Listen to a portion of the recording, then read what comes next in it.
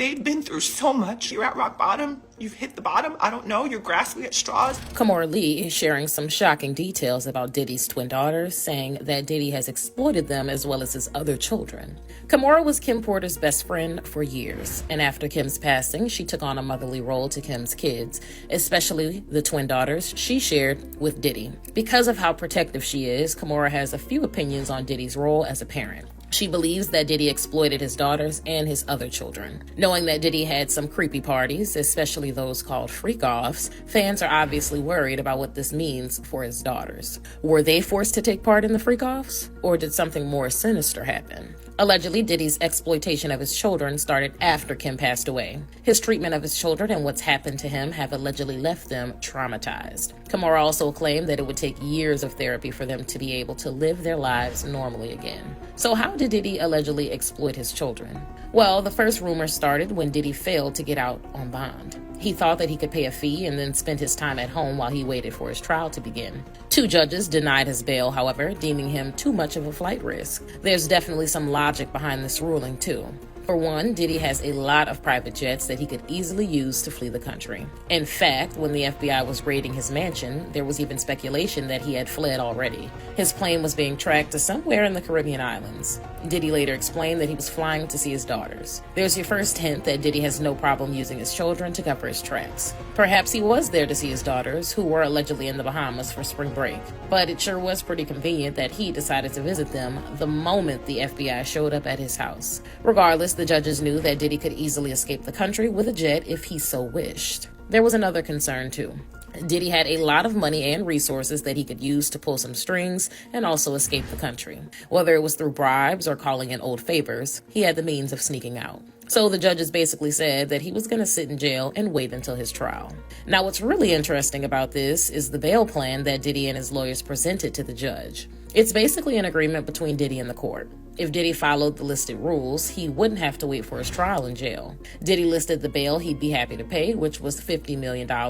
He then broke down the amount, showing the judge how he could back it up if he broke bail. He also listed some of his children, as well as his mother, as co-signers. If he broke bail, then they'd pay for him. Again, Diddy basically put his kids in a tough spot. Whether he planned to skip bail or not, the financial hardship would fall on his children, as well as his mom. This doesn't exactly make him look like the best dad in the world. There was another section, however, that was even more puzzling. Diddy also surrendered his passport and listed out certain members of his family who had also surrendered their passports. The twins were listed.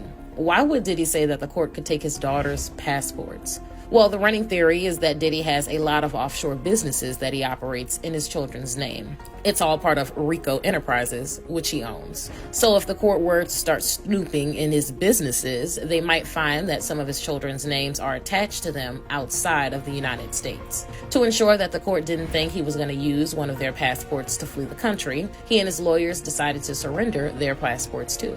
Now, it's a little odd to put a business in the name of one of your children if they have nothing to do with it. It's the sort of thing that suggests a white-collar crime might be happening. While it's not uncommon for business owners to open businesses using their children's names, this practice always warrants a second look. It's also exploitative. If one of those businesses ends up being legally questionable, that could impact the child. Their name gets pulled into it all. Diddy could be damaging his children's future. Now, that's just the potential exploitation of his daughters. When it comes to his sons, the exploitation is even worse. Lil Rod, for example, filed a lawsuit against Diddy, including his son, Justin. He said that Diddy and Justin had him cover up a shooting. According to his lawsuit, Justin was with a friend known as G in the studio. They eventually went to the bathroom where an argument broke out. Things became so heated that Justin pulled out a firearm and shot G. Lil Rod said that the injury G received was so serious that the medical staff was talking about having to cut off his leg. Diddy quickly showed up at the scene, and when the police arrived to record what had happened, he changed the story.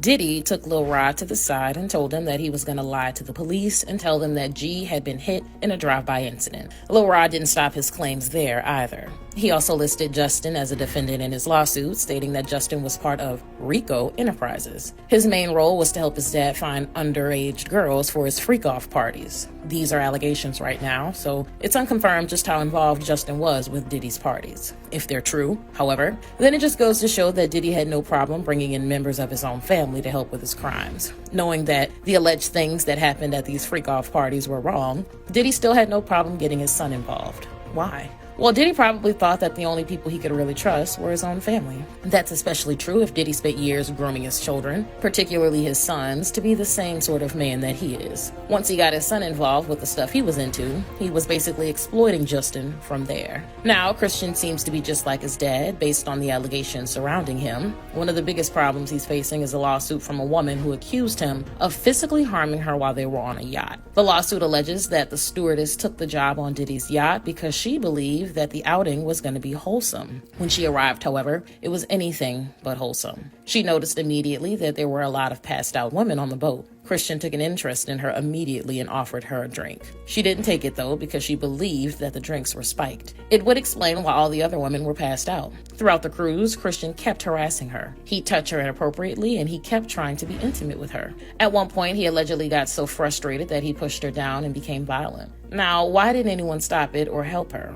Well, according to the victim, it was because Diddy had paid off the captain of the yacht. He claimed not to see or hear anything. So clearly, Christian may not be too different from his dad when it comes to women. Is it possible that Diddy has used Christian's past problems to get him to do his bidding? It definitely seems possible, as both Christian and Justin likely rely on the money that their father provides. As for Kimora's part in it all, well, she's never been a fan of Diddy's. When Kim passed away, Kimora believed that Diddy had something to do with it. It was Kimora and her daughter who discovered Kim's body after all, and at the time, it looked like she was just sleeping. Later, the coroner stated that Kim had passed away of pneumonia, but this reason never sat well with Kimora. Why would someone like Kim, who had a lot of resources, not go to the hospital if she was that sick? Why wouldn't she tell her closest friends that she was feeling under the weather?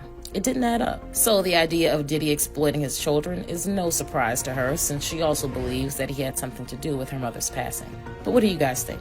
How deep into Diddy's alleged crimes do you think his children go? Did Diddy have something to do with Kim's passing? Let me know in the comments below.